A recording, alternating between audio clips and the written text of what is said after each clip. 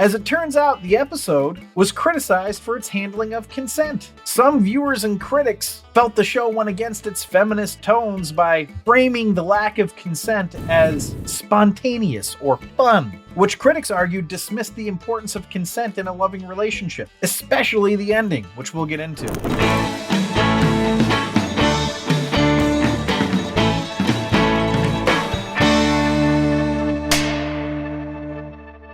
Welcome back to another episode of The Rank. I'm John, and today we're going to be ranking the next episode of the Mindy Project. Now, for those of you who are new to the show, I'm just going to give you a quick agenda. We start with the Potent Notables, which are just a couple interesting facts or tidbits that I found out about the episode or series. Then I go into the episode overview, which is just me talking about everything that happened in the episode, and then I do the rank, the namesake of the show, where I rank the episode in 5 categories on a scale of 1 to 5, 1 being the worst, 5 being the best, all to find out what are the best sitcoms of all time. And today we're going to be ranking the 4th episode of the 3rd season, titled I Slipped, written by Charlie Grandy and directed by Lynn Shelton. And just so you know, this is an older series, so I'm not going to worry about spoilers, so spoilers ahead. But let's find out where this one ranks in the pantheon of sitcom episodes, starting with the Potent Notables.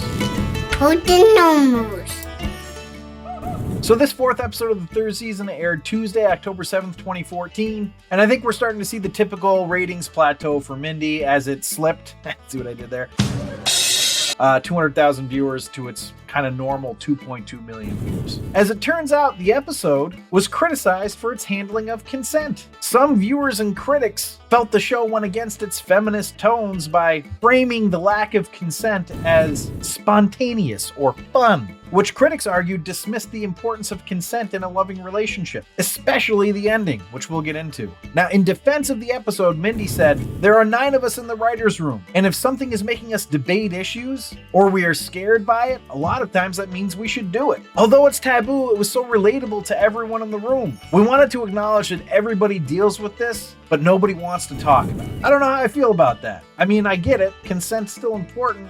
Anyway, those are the Potent Notables. Let's go to the episode overview. So we open this episode with a voiceover as expected and as normal, but in it, Mindy is saying that Danny is the most romantic guy. This has not been my experience with Danny, but let's see where she's headed, I guess. She's eating apple pie and we're getting a montage of him seemingly being romantic, I guess, by giving her more apple pie and putting a necklace on her. But it's shortly after that we find out why the episode is titled I Slipped. Danny is going to try to sneak into Mindy's back door and excuse it by saying, "I slipped." Uh-oh. Dun, dun, dun. So Danny and Mindy are fighting on their way into work about the slipping incident, and Danny's defending himself by saying, like, "You didn't know how it all went down." And Mindy's like, "Danny, this is not Benghazi," which then makes Danny go, "I never thought I'd sympathize with Hillary about anything." And then Mindy doesn't know who Hillary is? That don't make no sense. Danny finishes his defense by saying he's Catholic. "Even if I think about that," and then Mindy cuts him off and finishes his sentence by saying, "They promote you to cardinal?"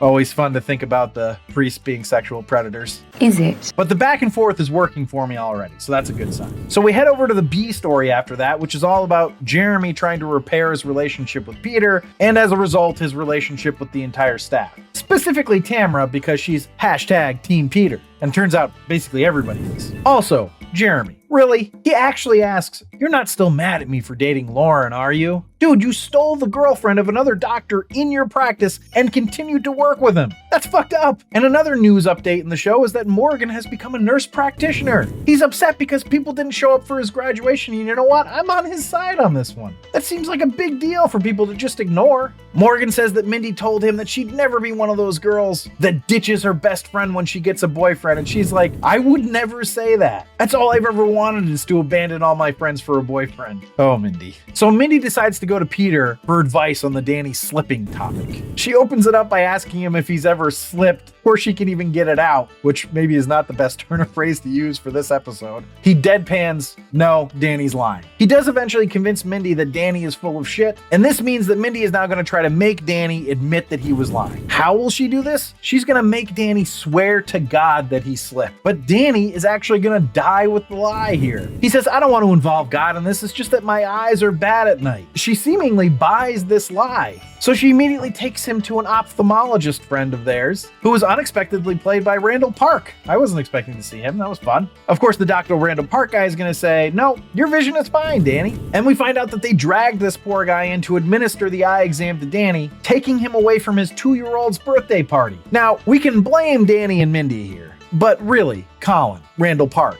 why would you leave that party? Take some accountability here, which is exactly what Danny ends up doing and admitting that he didn't slip. But instead of a regular course correction, Danny really swerves all the way around and puts it back onto Mindy. Hey, if you weren't such a slut, I wouldn't have assumed I could do that. I mean, that's not what he said exactly, but that's the essence. Now, I like that Mindy says that she's not going to let him slut shame her, but I feel like at this point in the show, she needs to do something as bad as what Danny's been doing because it just feels like Danny's a piece of shit. He even tries to shame her about watching porn, which was apparently anime porn, which I don't know why I find that funny, but I do.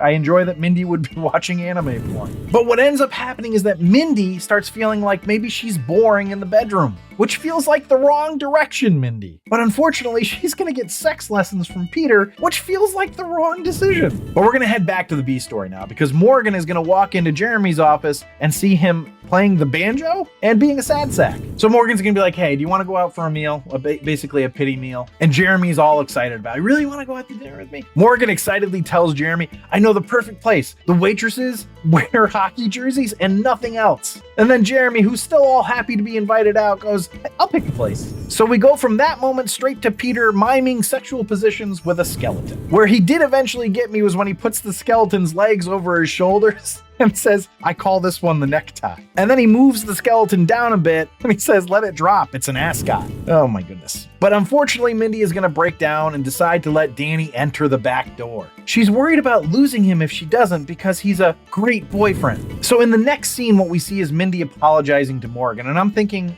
this is right. She should be apologizing to Morgan, but it's clear that she's there for other reasons. So she's saying that she's sorry for missing his graduation and she gives him a gift that is thoughtless. Basically, it's a gift of a framed picture of her and her dad. Of course, Morgan loves the gift anyway, knocks over a picture of Tamara to put that picture in its place. Now, her apology to him is fun, even though it's disingenuous. So I was curious what the ulterior motive was for her to be apologizing to Morgan in the first place, and we're going to find out. It's because now that Morgan is a nurse practitioner, he can prescribe drugs. So that's what Mindy wants. She wants him to prescribe drugs that will make it so she's kind of loopy, so she doesn't know what's happening, basically, for the...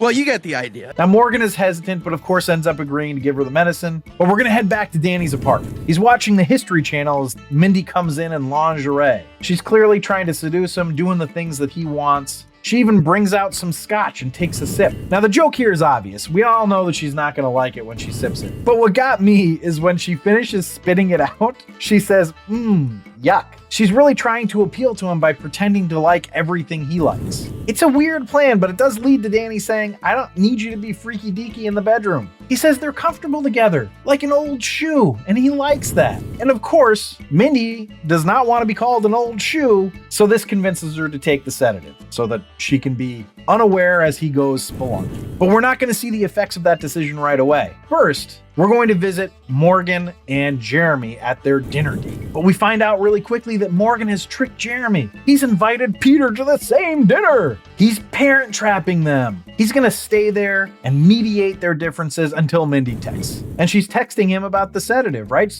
So this loosey-goosey Mindy is going to start saying all the things that Morgan has been wanting her to say for a long time. That she loves him and she wants to hang out more. She even suggests they go on a vacation together, which got me because of Morgan's reaction, which was so elated. So while Morgan is texting Mindy, things are not going well between Peter and Jeremy. Jeremy is trying to apologize, but Peter's having none of it. And finally, Jeremy breaks down and is like, look, man, I didn't steal Lauren. She left you. So that's a line without a distinction, really, but it annoys Peter enough that he's going to throw his drink in Jeremy's face. So what would any sane person do? Reciprocate, of course. Except that Jeremy throws something flammable into Peter's face across a candle, which lights his face on fire. So after Peter's face lights on fire, we head back to Mindy, who's starting to show some ill effects from her sedatives. She seems to be hallucinating, and I'm guessing she shouldn't have taken these pills with alcohol. The next thing you know, she's falling off the bed, we fade to black, and the next scene, we're in a hospital. Who's in the room? Mindy in the hospital bed, Danny standing next to her, and a detective. And the detective is like, we believe Danny roofied you. The detective really doesn't like Danny, and she doesn't believe Mindy when Mindy says, well, actually, I roofied myself. So Morgan, Jeremy, and Peter are going to show up now, and Morgan is very concerned. But when the camera pans to Peter, I laughed because there's just 2 band-aids over Peter's eyebrows. And of course, Peter's going to give away the plan because he's going to be like, wow, Danny, your sex put her in the hospital? What are you packing? But what we get first is the climax of story B. Danny, Mindy, and Morgan are so sick of Jeremy and Peter's thing that they're like, look, you guys got to bury the hatchet. Morgan is going to explain to them that they're not famous enough to have a feud. They're just 2 basics having a bitch fest. We're going to end the hospital scene with Danny and Mindy finally having their moment. Danny's going to finally tell the truth, which is just that he was just trying something. Then he's going to go on and say how it's actually patriotic that he did it because in America, we just try stuff. And that's when we get a discussion about consent. She says, if you want to try something freaky, just ask me first. So he asks her then, do you want to have sex in the hospital? And she's like, no, Danny, somebody could walk in. So his takeaway from this is that he should have just started kissing her because asking sucks. This is not a great takeaway, guys. We end up getting one more scene for the B story, which I wasn't expecting, and it's that Jeremy and Peter pitched in together to get Morgan monogrammed scrubs. Of course, they spell the last name wrong, and Morgan asks for a gift receipt. They're like, it's monogrammed, you can't do that. But that's not the end of the episode. We get one more scene with Danny and Mindy. They're going to be trying something new in the sack. Danny is putting whipped cream in his mouth, and then they kiss. And of course, Mindy ends up biting his tongue. Then, while he's smarting from the bitten tongue, and he's dealing with that, she starts biting his hand. But that's how we end, with Mindy being a cannibal. Let's see how it ranked. Oh, wait.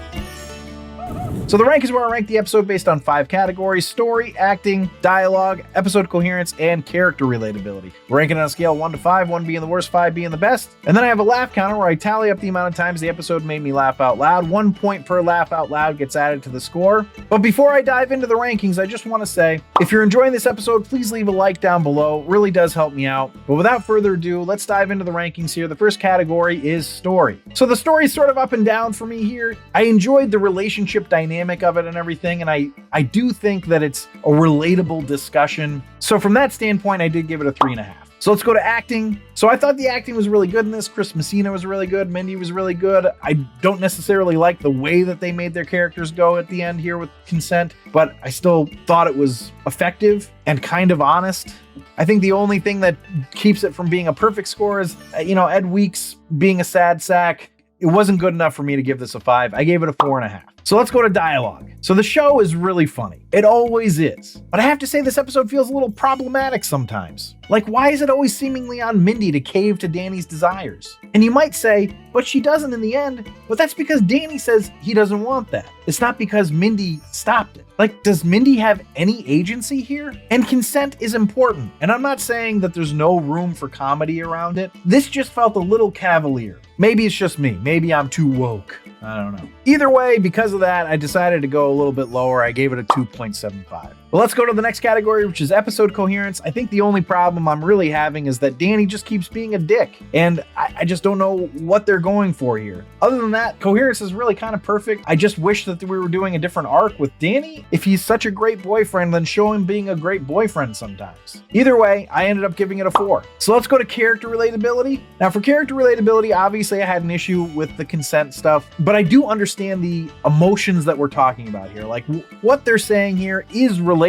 It just felt a little irresponsible with how cavalier they were about it. Like, I don't think that it should have ended that asking sucks. I'm okay with saying that asking does suck sometimes because it does feel like it takes the spontaneity out of it, but it's still really important to do. I gave it a 4. I still found it really relatable. So that brings us to the laugh counter, and I had 16, which is not super high, but it's, it's high enough. It's above average. This should help keep the rating in the top 3 tiers, and it did keep it in the top 3 tiers, getting a 34.75, which puts it just below the Holy Grail into the I'd watch it again. As for the series average, it goes to a 36.65, which keeps it firmly in the Holy Grail. And if you're ranking along with me, drop your score for this one in the comments. I'm curious what people are going to say about the whole consent thing. But thanks for listening and or watching. If you enjoyed this episode, you can certainly watch more Mindy Project ranking episodes in our playlist, or any other sitcom that we're doing, or movie that I've ranked. And if you'd like to see a list of our episode and series rankings, you can do that on our website at therankedpodcast.com. And for those of you who've been watching for a while and you haven't subscribed yet, please do subscribe.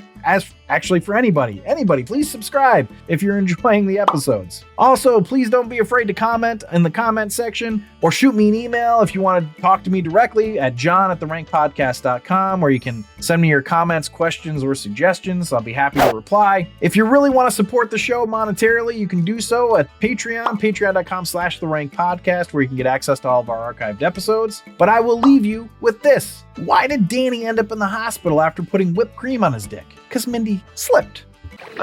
No.